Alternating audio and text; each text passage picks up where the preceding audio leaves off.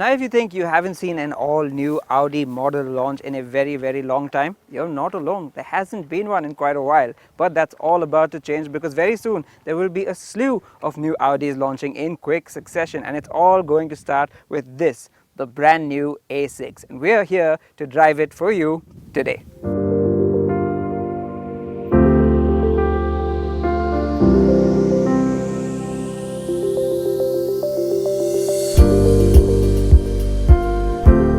The first thing to get out of the way is that the A6 for India is the standard wheelbase version. Audi won't do a long wheelbase version for India as Mercedes did with the E-Class, nor does it have another more spacious model to fill the gap between it and the upcoming A8 like BMW's 6 Series GT. The idea is to offer one balanced car that suits both the driver and the driven. Size-wise, it's grown but only slightly. 7mm longer, 12mm wider and 2mm taller with a 12mm longer wheelbase. The elegant silhouette has stayed virtually identical too, and that's a good thing, but then the styling has evolved. Softer, smoother design elements are replaced by sharper, squarer, more in-your-face details. And if you thought the new BMW grills were big, you should get a load of Audi's latest single-frame offering. It's wider than ever and all chrome, with more of the shiny stuff down in the bumper. The full LED headlamps are a lot more angular now and feature a new DRL signature. Round the back, the tail lamps are larger, featuring cool, intricate LED detailing, and are joined by a thin chrome strip. There's more chrome in the bumper, including what looks like a pair of dual exhaust tips but are actually just a design element. There are many character lines on the bonnet, while the shoulder line has now been split in two to highlight the front and rear wheel arches, which is a nod to the Quattro rally car of the 1980s. An interesting element is the wheels and tires. This new Gen A6 supports up to 22-inch wheels, so it has very big wheel arches. So, while this car uses 18-inch wheels just like the old A6, the tires it uses are narrower and have a much taller profile, being of 225/55 R18 size. This means they fill out the arches better, and as we'll see later, this does have a bearing on the car's ride comfort. Audi cabins have always been superbly finished, with an understated elegance to their design. The new one remains very well appointed, but understated it certainly is not. The dashboard is full of protruding layers with brushed aluminium, artificial leather, piano black trim and some very nice looking open pore wood. Many rivals offer this level of quality these days, but the A6's design really drives that premium point home. The new steering wheel looks very futuristic, and behind it sits the latest version of the virtual cockpit digital dials. There's a wireless phone charger under the central armrest, and the Bang & Olufsen hi-fi audio system sounds exquisite. The A6 is the first Audi to get the brand's dual touchscreen MMI infotainment system in India. The graphics are good looking, silky smooth and logically laid out, and it packs in a lot of functions including Apple CarPlay and Android Auto. But as popular as touchscreens are today, we wish Audi had kept in some form of physical control as a redundancy. It would have made for easier use on the move. There's a haptic click that you hear and feel when you use the screen, but that only means you have to press the screen harder to make it work. Though you don't get 360-degree cameras, you do get the now popular hands-free parking assist feature. There's also lane keep assist, 4-zone climate control and a long list of other features. Now let me just tell you right off the bat that you won't find as much space as say a long wheelbase E-Class or a 6 Series GT in the back of this A6, but compared to conventional wheelbase rivals like a 5 Series or a Jaguar XF, it's really rather plentiful, and I don't think anybody could complain about the legroom or headroom on offer. Now I should tell you that this seat is best for two, largely because of that huge center tunnel and because the middle seat is rather narrow, but for those two people it will be very comfortable. The contours of this seat are really nice. It's very supportive even for your thighs, although it is placed a little bit upright. A special mention has to be made of the boot. Though its 530 litres is on par with the class on paper, the actual space on offer seems like far more than that. It helps that, unlike many rivals, the A6 was designed to house a space-saver spare tyre from the word go, so it doesn't eat into the luggage area at all.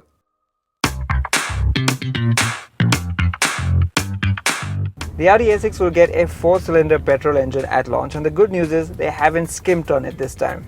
It produces a solid 245 horsepower and 370 Newton meters of torque. But before we get into the performance, what strikes you first is just how refined this engine is. Whether at idle or at cruising speeds, it is barely audible. In fact, what that does is make you more aware of the road noise that comes up into the cabin, and you can hear a bit of that, especially on a coarse road surface. It's only when you ring the engine past around 4000 RPM that you'll start to hear a bit of buzz from under the bonnet. The 7-speed dual-clutch auto is smoother than usual under light loads, and there's no sign of that slight shunt you'd sometimes get with older dual-clutch gearboxes. Ease onto the throttle and the A6 45 TFSI will reward you with a smooth yet brisk power build-up, which is perfect for most everyday driving situations this car will likely find itself in. The gearbox isn't the quickest to react to driver inputs, and overall the powertrain feels more relaxed than alert. To get a feel for the engine's performance, let me just dial it up into dynamic mode on the drive select. And yeah, it immediately feels a little bit more urgent. That said, the differences between modes aren't as stark as you'll find in some rival cars, and while switching between them alters the steering, engine and gearbox behavior, it no longer affects the ride. But there's one very important thing to note this time around. While air suspension was pretty much a USP of the previous A6, this car no longer gets it. And that's just as well, because it's not really expected in this class and it's very, very expensive. What you might miss is the ability to raise the ride height for a rough patch of road, and there are no adaptive dampers either, but that's okay because the new A6 rides rather well. So how does the A6 fare now that it's on steel springs and passive dampers? Honestly, not too bad at all. Ride quality overall is really rather good, because you got to remember that while it is riding on 18-inch wheels, which is about the class standard, it also has massive 55 profile tires, which are really quite tall, and that does a great job of absorbing bumps. On the whole, yes, it is a little bit soft, and you'll feel that float at high speeds that you would expect of a big limousine-like car. But it's surprisingly well held together in the corners. That said, make no mistake, this is no great handling car, and I think a BMW 5 Series would easily best it in that regard. But then handling was never really the Audi A6's thing, right? So I think that's understandable that the new car doesn't really push the limits in that area.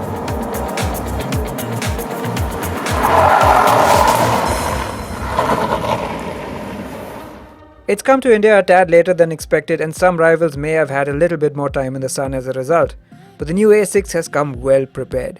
It carries forward the strengths of its predecessors and the values people appreciate from Audi, all updated to meet the needs of today's mid-sized luxury sedan buyers. The new A6 doesn't take any major risks like some rivals did in this segment, but in this case that might just be a good thing. This is a car they just have to get right, so sticking with the tried and tested formula might just be the better course of action. Though the launch is a little while away from the time we've done this review, we hear they're aiming for a very competitive price tag for this well-spec'd car, perhaps close to the 58 lakh rupee mark. So, a late entrant it may be, but the A6 may just be able to make up the lost ground quicker than you think.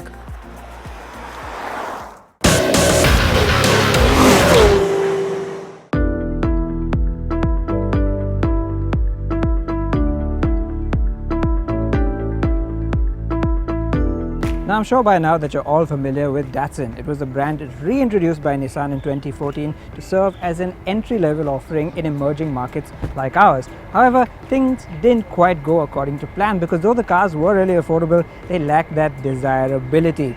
That all changed in 2018 with the facelift of the Go and the Go Plus, and today they're taking it that one step further by introducing this, an automatic gearbox. The focus of this review will be the engine and gearbox, so let's quickly get everything else out of the way. All the updates from the 2018 facelift continue, of course, and those include the smart-looking LED DRLs, the new bumpers, and the 14-inch diamond-cut alloy wheels. Inside, there's a more modern-looking dashboard, which is all black in the Go and beige in the Go Plus. And of course, you get two conventional front seats instead of the bench arrangement as before. Insulation was improved with the update, and there were some structural changes to make it safer. And with this update, they've added even more, which has come at a small weight penalty of about 40 kilograms. The back seat, as always, is nice and wide, although legroom is not all that great for a car that seems quite big. Some rivals offer quite a bit more. The 265-litre boot, however, is of a good size. The Go Plus, of course, has the advantage of a much bigger boot if you aren't using its third row seats, which frankly are too cramped for anything but a short journey. The biggest change with the facelift though was that it got an equipment list befitting of this segment, which included the likes of power adjustable wing mirrors, rear parking sensors and 2 airbags. We'd still have liked to have seen a rear defogger, steering adjustment and a day-night mirror though. After the facelift, they added a segment first feature, VSM, which combines traction control and stability control, which is amazing for a car of this price. And though the touchscreen is of the same 7-inch size as before, it's now a different unit with at least a few physical buttons to make things easier on the move. And now that that's all out of the way, let's get on the road and see what the CVT gearbox is like.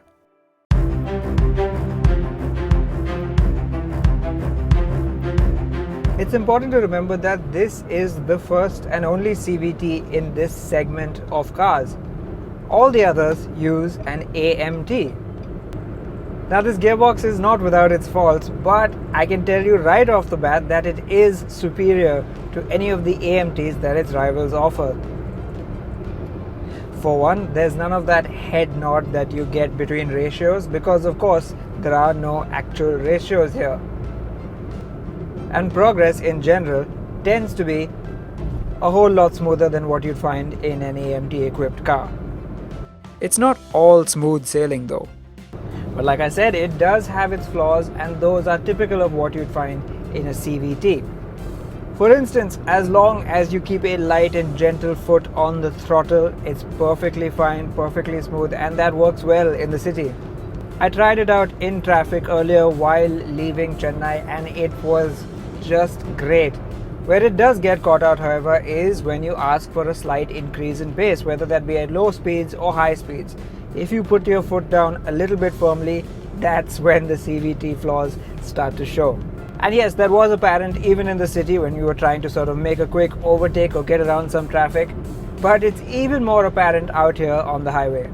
The engine incidentally has been updated from the old 68 horsepower state of tune that you found in the Datsun Go and even the Nissan Micra Active to the 77 horsepower state of tune from the regular Nissan Micra. It's important to know, however, that this 9 horsepower bump is only for the automatic version, while the manual continues with 68 horsepower. Now, this CVT does have another disadvantage. It doesn't have steps or artificial ratios like some others do, and therefore it doesn't have a manual mode. Definitely no pedals, but you can't even shift via the lever.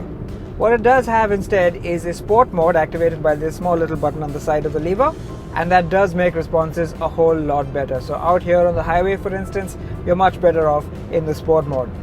However, bear in mind, once you hit 3-digit speeds on the highway, it doesn't give you quite as much reassurance as you'd expect.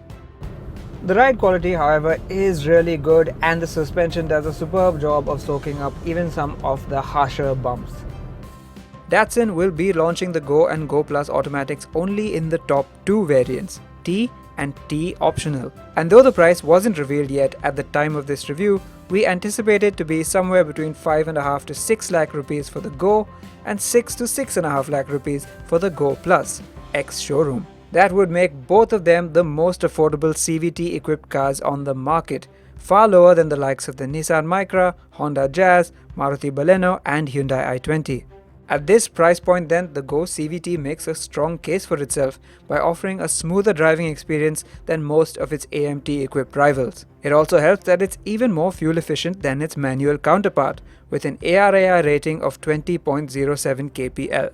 The Go and Go Plus have come a long way since they were first launched thanks to various updates to their appearance, safety, interior and equipment. However, if that still wasn't reason enough to convince you to pick one of these Datsun hatchbacks, perhaps this added convenience of a smooth automatic gearbox at an affordable price will change your mind.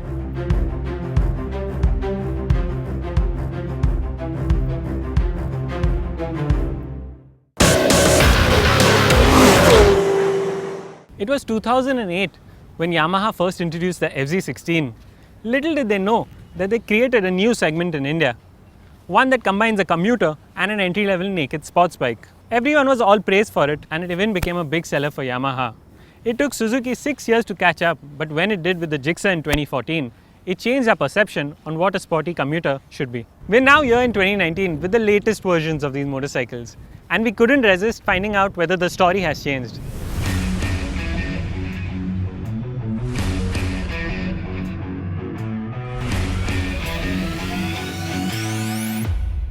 This is a comparison that can't go ahead without addressing the styling of these bikes, as it is among the biggest of changes. Yamaha and Suzuki have taken the elements people liked about each of these bikes and kicked it up a notch.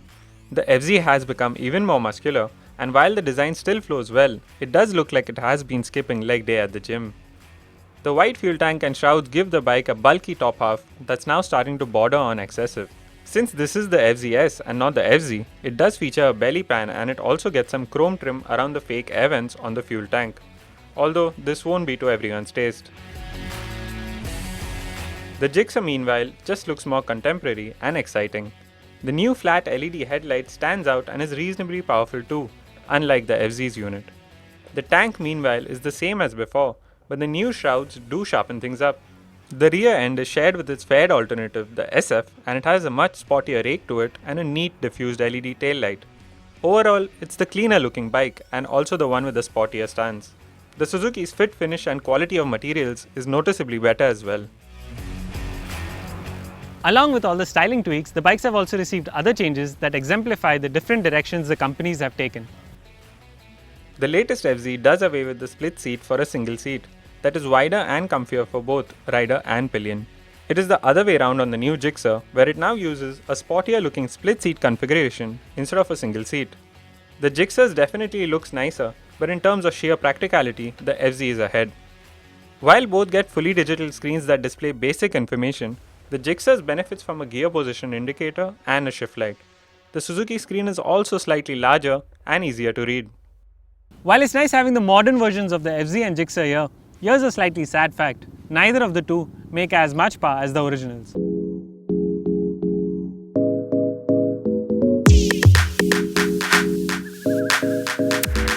Yamaha chose to reduce the power on the FZ with the version 2 in the quest for more efficiency, and that state of tune continues here. Why has the Gixxer's power dropped? Well, that's a slightly different story. Suzuki says that this is a result of changes made in preparation for the upcoming BS6 emission norms. In their latest forms, the FZ produces 13.2 HP and 12.8 Nm of torque, while the Gixxer makes a healthier 14.1 HP and 14 Nm of torque. While a difference of around 1 HP and 1 Nm of torque doesn't seem like much, here's how they reflect in terms of performance numbers. The Suzuki Gixxer is a little quicker from 0 to 60 kph, and the gap grows significantly in the 0 to 100 kph run. However, the previous gen Gixxer managed 100 nearly 2 seconds faster than this current one. Still, not only is the Suzuki quicker, but it is also more refined and happier at higher revs.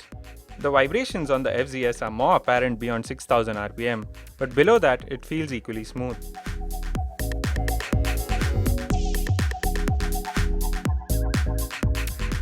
This is a good time to mention that neither of these bikes come close to the TVS Apache RTR 160 4V in terms of sheer performance. It makes over 2 horsepower more and has a more advanced oil-cooled 4-valve motor. The difference shows clearly, and the RTR manages 0 to 100 kph in a much quicker 14 seconds flat. If you want the performance king in the segment, the RTR is untouchable.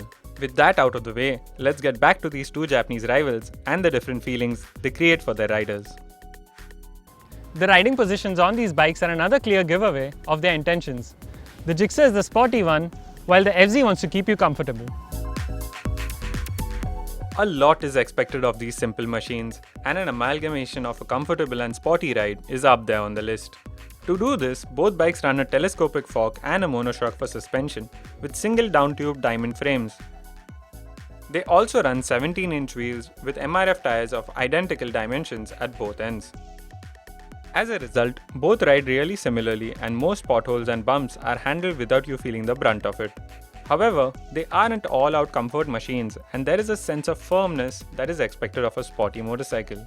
If we were to pick solely based on ride quality, it would be the Yamaha, as it feels slightly more comfortable, and the more relaxed riding position and seat amplify this feeling.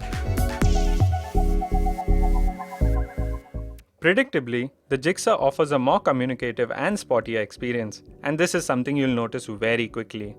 It is more eager to change direction, and it feels lighter on its feet, even though it's actually 3 kilos heavier.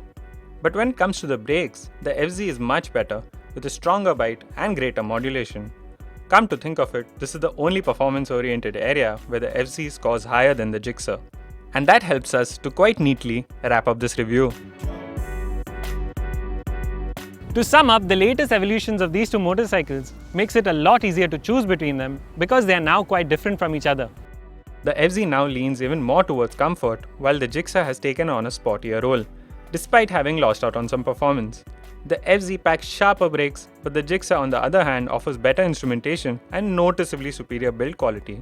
The feature lists on both are almost the same and so are the prices. Only Rs 2000 separates them. So it all boils down to what you want from your sporty commuter. For us, the Gixxer's more exciting and engaging feel makes it the easy choice.